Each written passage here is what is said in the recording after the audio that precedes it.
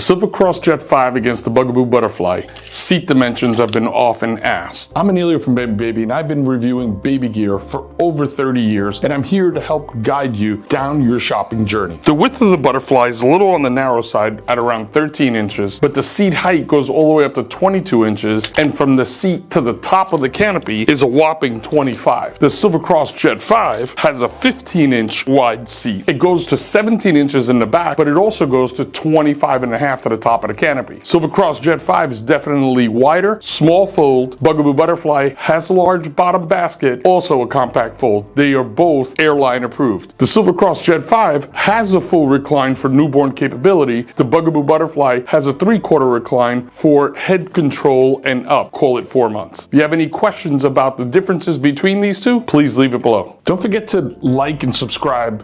Hit that little bell to be notified anytime I post a video like this. Comment which is your favorite down below. If you have any questions, feel free to call 877-882-2624 or email us at cs@bambibaby.com. To stay in the know, follow us on all of our other social media channels like Instagram and TikTok for daily content. If you're in New York or New Jersey, visit any one of our 4 locations. Thank you for watching and stay tuned for more video content.